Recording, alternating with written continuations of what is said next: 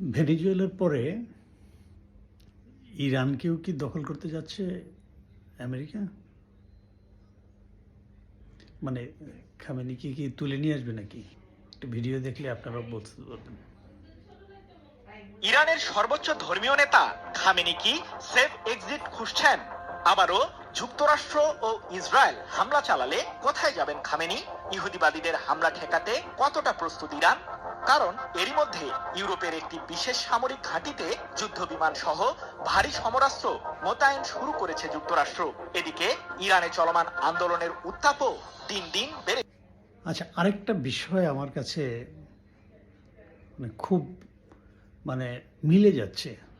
আমার কাছে মনে হচ্ছে ট্রাম্প খুব সুকৌশলে নোবেল লরিয়েটদেরকে বিভিন্ন দেশের নিয়ন্ত্রণ প্রতিষ্ঠার জন্য কাজে লাগাচ্ছে। একটু চিন্তা করে দেখেন, ভেনেজুয়েলাতে কে সর্বপ্রথম ট্রাম্পের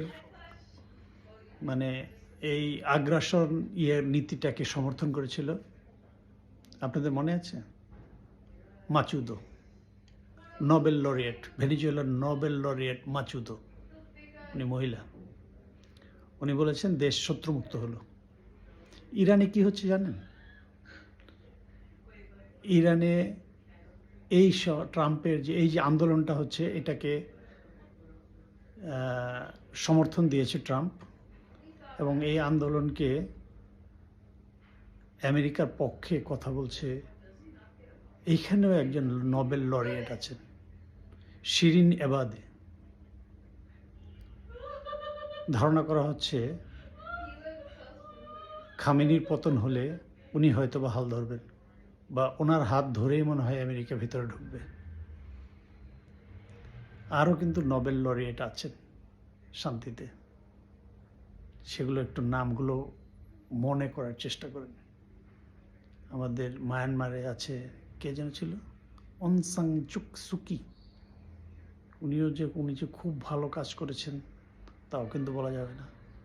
আরও কয়েকজন মনে হয় আছে, নামগুলো এখন মনে পড়ছে না।